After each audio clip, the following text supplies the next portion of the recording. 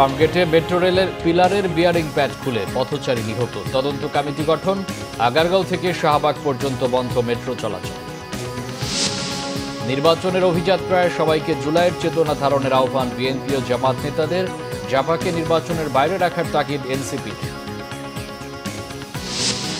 নভেম্বরেই 250 প্রার্থীর চূড়ান্ত তালিকা দেবে বিএনপি। নেতারা বলছেন, বিএনপিকে চ্যালেঞ্জের সক্ষমতা জামাতের এখনো হয়নি। ভোট কেন্দ্রের তালিকা চূড়ান্ত, ঘোষণা আজ, জানিয়েছেন ইসি সচিব। নির্বাচন ভালো হবে, লেভেল প্লেইং ফিল্ড থাকবে, আশ্বাস স্বরাষ্ট্র উপদেষ্টা। শেখ হাসিনা ও 23 সেনা কর্মকর্তার নামে গুমের 2 মামলার শুনানি পিছিয়ে 23 নভেম্বর। আরেক মামলায় 2 সেনা কর্মকর্তার হাজিরা পরে। দেখছিলেন ক্রাউন সিমেন্ট সংবাদ শিরোনাম, এবার বিস্তারিত। রাজধানীর ফার্মগেট এলাকায় মেট্রো লাইনের বিয়ারিং প্যাড খুলে পড়ে নিহত হয়েছেন এক পথচারী। আহত হয়েছেন আরও একজন। রবিবার বেলা 12:30টার দিকে ঘটনা ঘটে।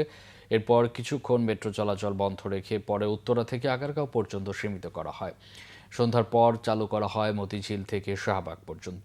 এদিকে এই ঘটনায় 5 সদস্যের তদন্ত কমিটি গঠন করা হয়েছে বলে জানিয়েছেন সড়ক পরিবহন উপদেষ্টা ফাউজুল কবির খান। নিহতের পরিবারকে ক্ষতিপূরণ দেওয়ার আশ্বাস দেন তিনি। বিস্তারিত ফজলে রাব্বির প্রতিবেদনে। 1 বছরের ব্যবধানে ফের ভেঙে পড়ল মেট্রো রেলের বিয়ারিং প্যাড। দুপুর 12টার কিছু পর রাজধানীর ফার্মগেট মেট্রো স্টেশন এলাকায় বিয়ারিং প্যাডটি খুলে পড়ে এক পথচারীর ওপর। এতে ঘটনাস্থলেই নিহত হন ওই ব্যক্তি। এই ঘটনার পর পথচারীদের মধ্যে দেখা দেয় উদ্বেগ। বন্ধ হয়ে যায় মেট্রো চলাচল। প্রত্যক্ষদর্শীরা জানান, এই ঘটনায় আহত হন আরও এক ব্যক্তি। ভয়াবহ একটা শব্দ হলো ওই টাইমে। পরে আমরা এন থেকে দেখছি অন্য লাশ করে রয়েছে এইটুকু। পরে আমরা তো ডরাতে রোদে গেছি। উনি পাশে পড়েছিল আর ওইটা পাঞ্চিং করে আবার সামনে পড়ছে আর একটা দোকানেও তছনছ করে ফেলাইছে। মানে উনি দোকানে লোক ছিল, ওনারও বুকে লাগছে, উনি হসপিটালে আছে। দুপুর 2টার পর ঘটনাস্থল পরিদর্শনে আসেন সড়ক পরিবহন উপদেষ্টা ফাউজুল কবির খান। এ সময় তিনি বলেন, এই ঘটনায় 5 সদস্যের তদন্ত কমিটি গঠন করা হয়েছে। তদন্তের পর জানা যাবে ঘটনার মূল কারণ। পাশাপাশি নিহতর পরিবারকে 5 লাখ টাকা ক্ষতিপূরণ দেওয়ার কথাও জানান তিনি। নিহতের সমস্ত দায় দায়িত্ব আমরা গ্রহণ করব, মেট্রো রেল গ্রহণ করবে। এই ঘটনাটা কেন ঘটলো সেটার জন্য আমরা একটা তদন্ত কমিটি গঠন করেছি। এটা কি ডিজাইন ডিফেক্টের কারণে হয়েছে, যে এটা কি নির্মাণের কাজের ত্রুটির জন্য হয়েছে, নাকি কোনো নাশকতামূলক কিছু হয়েছে, কি কারণে সেটা দেখবে এবং এটার জন্য যারা দায়ী তাদেরকে চিহ্নিত করবে এবং এই ধরনের ঘটনা যাতে ভবিষ্যতে না ঘটে সেই জন্য সুপারিশ প্রদান করবে। এর আগে গত বছরের 18ই সেপ্টেম্বর মেট্রো রেলের একটি বিয়ারিং প্যাড খুলে পড়ে। আগারগাঁও থেকে মতিঝিল পর্যন্ত 11 ঘন্টা বন্ধ থাকে ট্রেন চলাচল। ফজলে রাব্বি, বাংলা ভিশন, ঢাকা। জাতীয় নির্বাচনের অভিযাত্রা যেন ক্ষতিগ্রস্ত না হয়, সেজন্য জুলাইয়ের চেতনা ধারণের আহ্বান জানিয়েছেন বিএনপি ও জামাতের নেতারা। দেশ গঠনের মূল ইস্যুগুলোতে ঐক্যবদ্ধ থাকতে পারলে কোনো পরাশক্তি বা অভ্যন্তরীণ শক্তি ক্ষতি করতে পারবে না বলেও মন্তব্য তাদের। এদিকে এনসিপি নেতারা বলেছেন, জুলাই সনদের আইনি ভিত্তির বিকল্প নেই। ফ্যাসিস্ট আওয়ামী লীগকে প্রতিহত করতে নির্বাচন থেকে বাইরে রাখতে হবে জাতীয় পার্টিকে। শুভ মাহফুজের রিপোর্ট। গণ অধিকার পরিষদের ৪র্থ প্রতিষ্ঠাবার্ষিকীতে শুভেচ্ছা জানাতে রবিবার রাজধানীর ডিপ্লোমা ইঞ্জিনিয়ার্স ইনস্টিটিউশনে আসেন ফ্যাসিবাদ বিরোধী রাজনৈতিক দলের শীর্ষ নেতারা। এতে জুলাই আন্দোলনের রাজনৈতিক দলগুলোর মিলন মেলায় পরিণত হয় অনুষ্ঠান মঞ্চ। এ সময় বিএনপির স্থায়ী কমিটির সদস্য সালাহ উদ্দিন আহমেদ বলেন, জুলাই সনদ বাস্তবায়নে জাতীয় সংসদের বিকল্প নেই। আর সাংঘর্ষিক রাজনীতি পরিহার করে গণতন্ত্রের ধারা অব্যাহত রাখতে অংশগ্রহণমূলক নির্বাচনের আহ্বান জানান দলের আরেক স্থায়ী কমিটির সদস্য আমির খসরু মাহমুদ চৌধুরী। সকলে ঐক্যবদ্ধভাবে অংশগ্রহণের মাধ্যমে বাংলাদেশে একটা গণতান্ত্রিক অর্ডার ফিরিয়ে আনতে হবে। এখন রাস্তার আন্দোলন নয়, এখন আন্দোলন হচ্ছে জনগণের কাছে আমাদেরকে যেতে হবে। আমরা সাংঘর্ষিক রাজনীতির দিকে যেতে পারবো না, আমরা হিংসাপরায়ণ রাজনীতির দিকে যেতে পারবো না। আমরা পরস্পরের সাথে সম্পর্ক নষ্ট করে রাজনীতি করে যদি যাই, আবার সেই পুরনো কালচার আমাকে ফিরে যেতে হবে। জুলাই জাতীয় সনদ প্রণীত হয়েছে, যেভাবে সবাই স্বাক্ষরিত করেছেন এবং সেখানে যেগুলো নোট অফ ডিসেন্ট সহকারে সম্মতি প্রকাশ করা হয়েছে হুবহু এই জুলাই জাতীয় সনদকে বাস্তবায়নের জন্য সার্বভৌম জনগণের সম্মতির ভিত্তিতে যখন একটা পার্লামেন্টের উপর বাধ্যবাধকতার সৃষ্টি করা হবে তখন সেই জায়গা থেকে কোনো সংসদ সদস্য এবং সেই জাতীয় সংসদ সরতে পারবে না এবং সেইটাই হচ্ছে প্রকৃত জনগণের অভিপ্রায় এবং কনস্টিটিউয়েন্ট পাওয়ার। সেই জনগণের কনস্টিটিউশন পাওয়ারটা গণভোটের মাধ্যমে প্রকাশিত হবে বলেই সেই পার্লামেন্ট তার বাইরে যেতে পারবে না। নির্বাচন যেন বাধাগ্রস্ত না হয় সেজন্য জুলাইয়ের চেতনা ধারণের আহ্বান জানান জামায়াতের সেক্রেটারি জেনারেল অধ্যাপক মিয়া গোলাম পরোয়ার। মহান জাতীয় ঐক্যের যে দৃষ্টিভঙ্গিতে জুলাইয়ের যে চেতনা আমরা ধারণ করেছি সেই চেতনাও যেন আমরা ধারণ করতে পারি। অনেক পরাশক্তি দেশে এবং ভেতরের নানান এজেন্সি ক্রিয়াশীল হবে। ফ্যাসিবাদ মুক্ত বাংলাদেশে একটি সুষ্ঠু গণতান্ত্রিক পরিবেশ, একটি নতুন বাংলাদেশ, একটি মানবিক বাংলাদেশ বিনির্মাণের পথে অনেক বাধা আমাদের আসবে। সেজন্য রাজনৈতিক মত পথের ভিন্নতা থাকার সত্ত্বেও আমরা যেন দেশ গঠনের মেজর ইস্যুতে যেন আমরা জাতীয় ঐক্যমত থাকতে পারি। জাতীয় পার্টি ও আওয়ামী লীগকে নির্বাচনে অংশ নিতে দেয়া হবে না বলে সাফ জানিয়ে দেন এনসিপির সদস্য সচিব আক্তার হোসেন ও গণ অধিকার পরিষদের সভাপতি নুরুল হক নূর। আওয়ামী লীগের দোসর এবং আওয়ামী লীগকে ফেসিবাদী করেছে যে জাতীয় পার্টি, আওয়ামী লীগ এবং জাতীয় পার্টি আগামী নির্বাচনে অংশগ্রহণ করতে পারবে না। এই আওয়ামী লীগকে নির্বাচনে নিয়ে আসার জন্য জাতীয় পার্টির যেসব নেতারা বক্তব্য দিচ্ছেন, তারা দেশ বিরোধী বক্তব্য দিচ্ছেন, তাদেরকে গ্রেফতার করে আইনের আওতায় নিয়ে আসতে হবে। আওয়ামী লীগের দোসর এবং ভারতীয় এজেন্ট এই বাংলাদেশের রাজনীতিতে যখন থেকে তারা এসেছে, এই বিস্ফোরা জাতীয় পার্টির বিষয়ে ফয়সালা না হয়ে যদি আমরা নির্বাচনে যাই, আমাদের জন্য শনির দশা অপেক্ষা করছে। কারণ এই জাতীয় পার্টির মাধ্যমে আওয়ামী লীগ ব্যাক করবে। নির্বাচন ছাড়া সংস্কার ভালোভাবে করা সম্ভব নয়, তাই নতুন বাংলাদেশের পথে সংস্কার বাস্তবায়নে দ্রুত নির্বাচনের তাগিদ দেন রাজনীতিকরা। জনগণের অধিকার আমাদের অঙ্গীকার। শুভ মাহফুজ, বাংলা ভিশন, ঢাকা। এ মাসের শেষ দিকে এবং নভেম্বরে 250 প্রার্থীর চূড়ান্ত তালিকা দেবে বিএনপি, জানিয়েছেন দলটির স্থায়ী কমিটির সদস্য অবসরপ্রাপ্ত মেজর হাফিজউদ্দিন আহমেদ। জনপ্রিয় প্রার্থী বেশি থাকায় কিছু আসনে চূড়ান্ত করতে সময় লাগছে জানিয়ে তিনি বলেন, জনপ্রিয়তা কিছুটা বাড়লেও পরিচিতি ও জনসম্পৃক্ততা কম থাকায় বিএনপিকে চ্যালেঞ্জের সক্ষমতা জামাতের এখনও হয়নি। বিএনপি চেয়ারপারসনের উপদেষ্টা সৈয়দ মোয়াজ্জেম হোসেন আলালের মতে, পরিচ্ছন্ন ইমেজ, জনপ্রিয়তা এবং দলীয় ত্যাগ বিবেচনায় নেওয়া হচ্ছে মনোনয়নে। আহমেদ সরোয়ারের রিপোর্ট। 5 আগস্টে সরকার পতনের পর দলের প্রধান সহ অনেক কেন্দ্রীয় নেতা দেশ ছেড়ে পালিয়েছেন, অনেকে কারাগারে। তার উপর আওয়ামী লীগের কার্যক্রম নিষিদ্ধ হওয়ায় রাজনীতির মাঠ এখন অনেকটা একতরফা। এই পরিস্থিতিতে আসন্ন সংসদ নির্বাচনে অনেকটা নির্ভর থাকার কথা বিএনপির, কিন্তু দলটির ভারপ্রাপ্ত চেয়ারম্যান অনেক আগে থেকেই বলছেন, কেউ কেউ যত সহজ ভাবছে তত সহজ হবে না নির্বাচন। সামনের নির্বাচন এত সহজ নয় আপনারা যত সহজ ভাবছেন। এমন অবস্থায় বিএনপির নমিনেশন কারা পাচ্ছে তা নিয়ে রয়েছে নানা আলোচনা। সহজ ভেবে কঠিন হওয়া নির্বাচনের প্রার্থী বাছাইয়ের কাজ এরই মধ্যে শেষ পর্যায়ে বলে জানালেন দলের নীতি নির্ধারকরা। প্রার্থী অলমোস্ট বাছাই করা হয়ে গিয়েছে।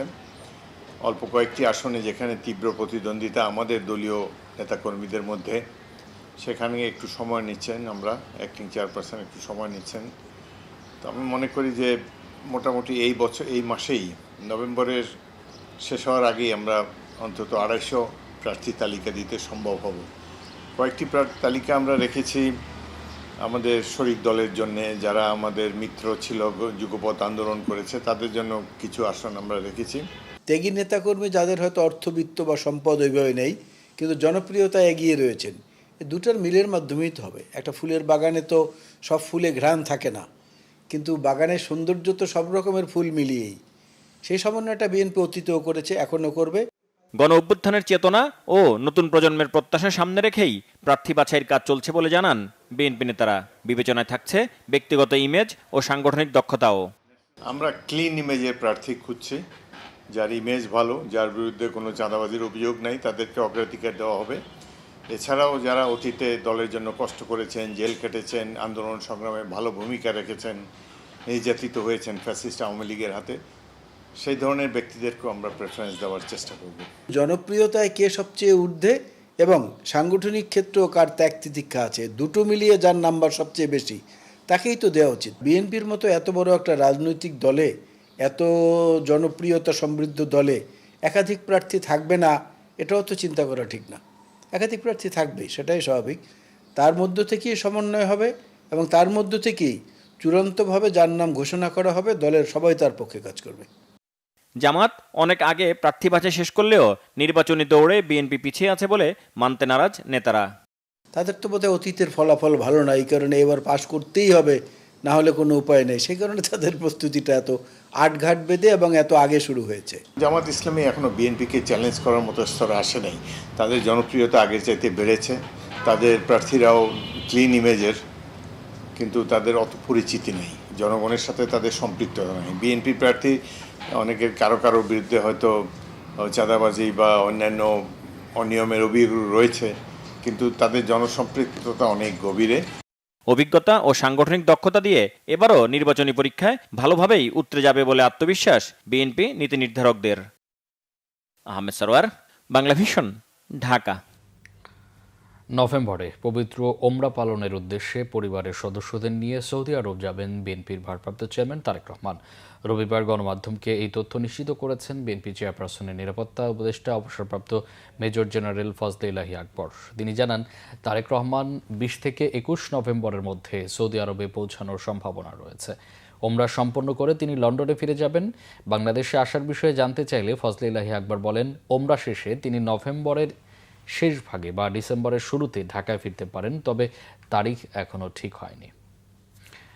আসন্ন ত্রয়োদশ জাতীয় সংসদ নির্বাচনের জন্য ভোট কেন্দ্রের তালিকা চূড়ান্ত করেছে নির্বাচন কমিশন। আজ সোমবার তা প্রকাশ করা হবে বলে জানিয়েছেন কমিশনের সিনিয়র সচিব আক্তার আহমেদ। রবিবার বিকেলে আগারগাঁও নির্বাচন কমিশন অফিসে সাংবাদিকদের এই তথ্য জানান তিনি। আরও জানান, নির্বাচনে জোট করলেও ভোটে প্রার্থীকে সংশ্লিষ্ট দলের প্রার্থীকে ভোটের বিধান আরপিওর সংশোধনীতে রাখায় সে ব্যাপারে বিএনপির আপত্তির চিঠি পেয়েছে কমিশন। এ বিষয়ে কমিশন সিদ্ধান্ত নেবে বলেও জানান ইসি সচিব। এর আগে আসন্ন সংসদ নির্বাচন আয়োজনে কমিশনের সার্বিক প্রস্তুতি বিষয়ে জানতে প্রধান নির্বাচন কমিশনারের সাথে বৈঠক করেছেন কমনওয়েলথের প্রতিনিধিরা। আমরা যেভাবে আগাচ্ছি পরিকল্পনা অনুযায়ী তো সব কিছু যে 100% করা সম্ভব নয়, এটা আপনারাও জানেন, আমরাও জানি। পরিস্থিতির প্রেক্ষাপটে কিছু কিছু জায়গায় অ্যাডজাস্টমেন্ট আনতে হয়। কিছু কিছু বিষয়ে আমরা আগেই কমপ্লিট করেছি, কিছু কিছু বিষয়ে আমাদের অপেক্ষা করতে হয়েছে। ভোট কেন্দ্রের কথা বললেন, আমি আগামীকালকে জানিয়ে দেব। আগামী জাতীয় সংসদ নির্বাচন ভালো হবে মন্তব্য করে স্বরাষ্ট্র উপদেষ্টা জাহাঙ্গীর আলম চৌধুরী নির্বাচনের লেভেল প্লেইং ফিল্ড থাকবে বলে আশ্বস্ত করেছেন। রবিবার সচিবালয় আইনশৃঙ্খলা সংক্রান্ত উপদেষ্টা পরিষদ কমিটির সভা শেষে ব্রিফিংয়ে এই কথা বলেন তিনি।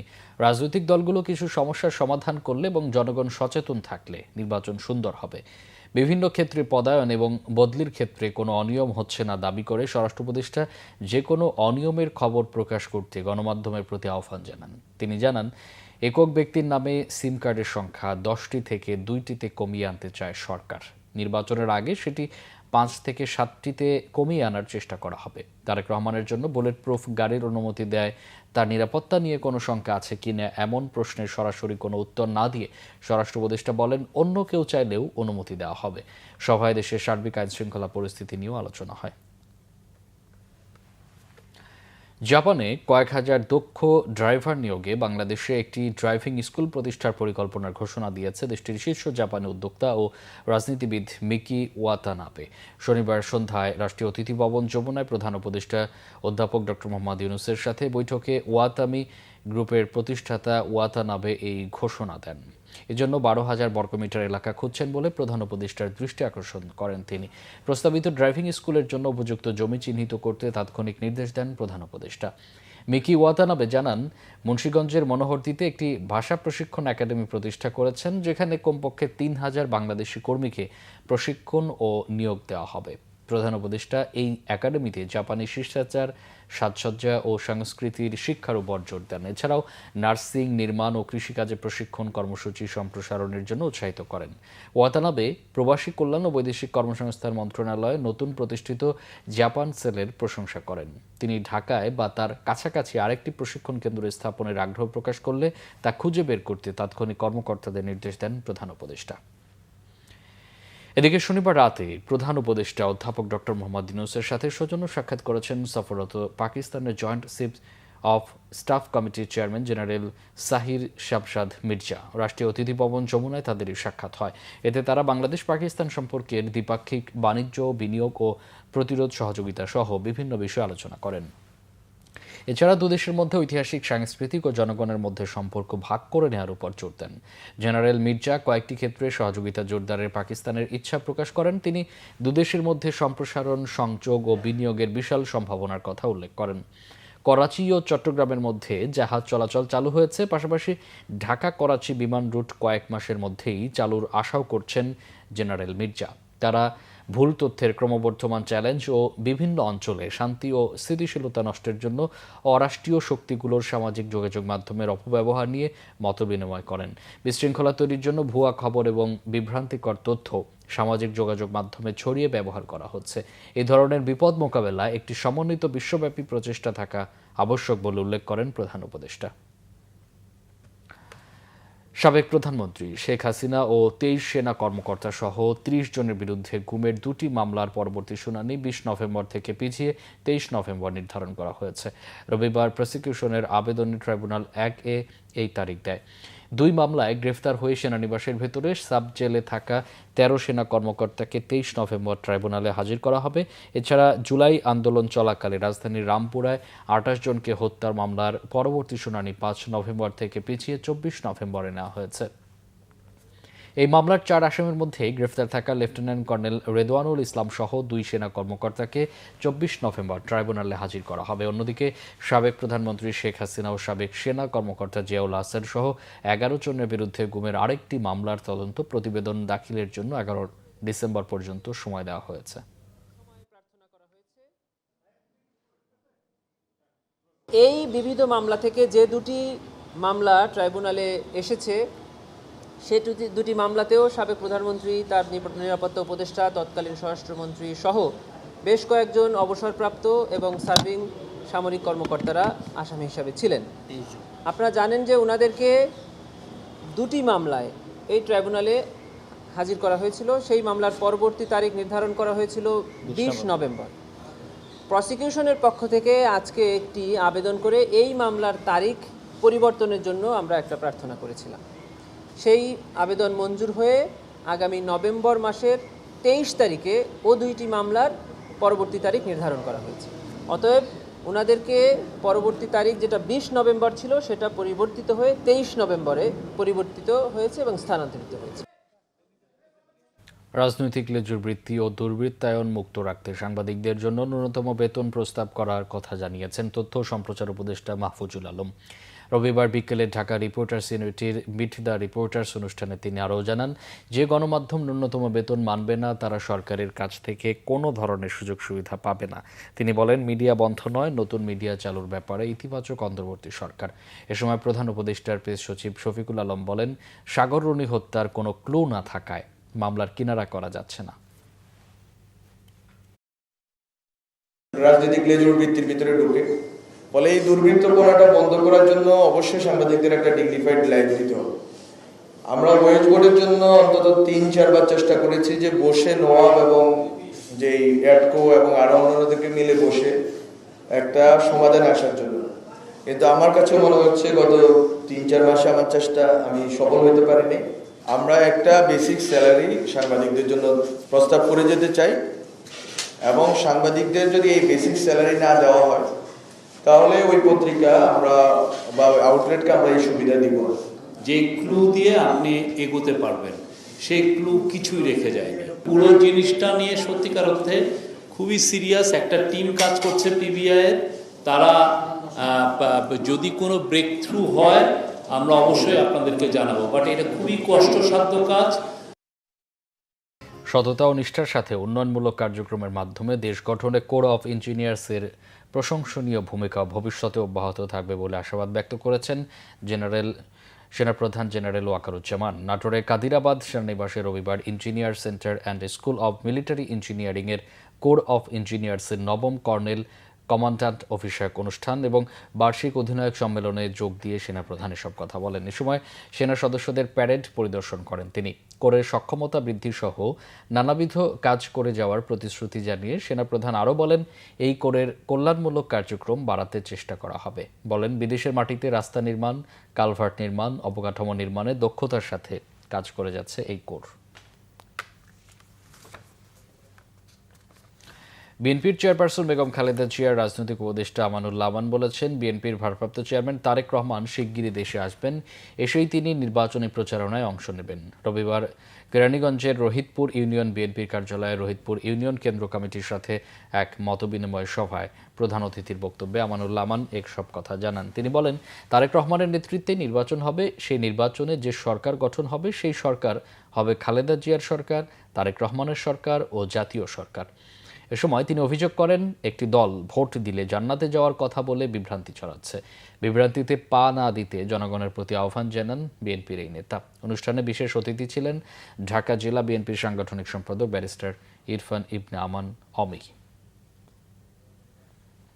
কিছু রাজনৈতিক দল নির্বাচন বানচালের চেষ্টা করছে বলে অভিযোগ করেন জাতীয়তাবাদী মহিলা দলের সভানেত্রী আফরোজ আব্বাস। বিএনপির ধানের শীষ প্রতীক সমর্থনে রবিবার বিকেলে ঢাকা ৯ আসনের সব স্তরের সাধারণ জনগণ ও নেতাকর্মীদের অংশগ্রহণে মিছিলে প্রধান অতিথির বক্তব্যে তিনি এই অভিযোগ করেন। আফরোজ আব্বাস বলেন, দেশের মানুষ মুখিয়ে আছে ভোট দেওয়ার জন্য।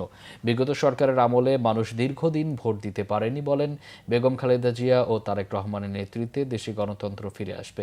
জাতীয়তাবাদী মহিলা দলের সভানেত্রী আরও বলেন, স্বৈরাচারী আওয়ামী লীগ সরকার উন্নয়নের নামে দেশের মানুষের সাথে প্রতারণা করেছে, উন্নয়নের নামে বরাদ্দ নিয়ে বিদেশে টাকা পাচার করেছে। মিছিলটি রাজধানীর মাদারটেক ও বনশ্রী হয়ে খিলগাঁও জোড়াপুকুরে গিয়ে শেষ হয়।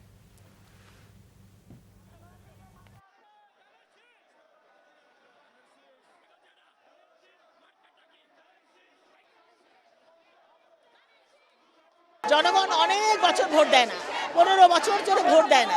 জনগণ মুখিয়ে আছে একটা স্বতঃস্ফূর্ত নিরপেক্ষ নিজের ভোট নিজে দেওয়ার জন্য এবং জনগণের সরকার প্রতিষ্ঠিত করার জন্য। তো জনগণ যদি একটা ভোট দিতে পারে, জনগণের সরকার ইনশাআল্লাহ প্রতিষ্ঠিত হবে। কারণ কিছু দল জনগণ এই নির্বাচনকে বানচাল করার চেষ্টা করছে। আশা করি জনগণ এটাকে প্রতিহত করবে। আর প্রতিহত যদি আমরা করতে পারি, ইনশাআল্লাহ একটা নির্বাচন হয়, বিশ্বাস করি ধানের শীষে জয়যুক্ত হবে ইনশাআল্লাহ। সংবাদ শেষ করব ক্রাউন 7 শিরোনামগুলো আরেকবার জানিয়ে। ফার্মগেটে মেট্রো রেলের পিলারের বিয়ারিং প্যাড খুলে পড়ে পথচারী নিহত। তদন্ত কমিটি গঠন। আগারগাঁও থেকে শাহবাগ পর্যন্ত বন্ধ মেট্রো চলাচল। নির্বাচনের অভিযাত্রায় সবাইকে জুলাইয়ের চেতনা ধারণের আহ্বান বিএনপি জামাত নেতাদের। জাপাকে নির্বাচনের বাইরে রাখার তাগিদ এনসিপি। নভেম্বরেই 250 প্রার্থীর চূড়ান্ত তালিকা দেবে বিএনপি। নেতারা বলছেন, বিএনপিকে চ্যালেঞ্জের সক্ষমতা জামাতের এখনো হয়নি। ভোট কেন্দ্রের তালিকা চূড়ান্ত, ঘোষণা আজ। জানিয়েছেন ইসি সচিব, নির্বাচন ভালো হবে, লেভেল প্লেইং ফিল্ড থাকবে, আশ্বাস স্বরাষ্ট্র উপদেষ্টা। শেখ হাসিনা ও 23 সেনা কর্মকর্তার নামে গুমের 2 মামলার শুনানি পিছিয়ে 23 নভেম্বর। আরেক মামলায় 2 সেনা কর্মকর্তার হাজিরা পরের দিন। এই ছিল এখনকার মতো। পরে সংবাদ সকাল 7:30টায় দেখার আমন্ত্রণ রইল। এছাড়া বাংলা ভিশন সংবাদ ও সংবাদ সংশ্লিষ্ট অনুষ্ঠান দেখতে ভিজিট করুন www.bvnews24.com ও facebook.com/banglavisionnews এবং সাবস্ক্রাইব করুন youtube.com/banglavisionnews। এতক্ষণ সাথে থাকায় অসংখ্য ধন্যবাদ।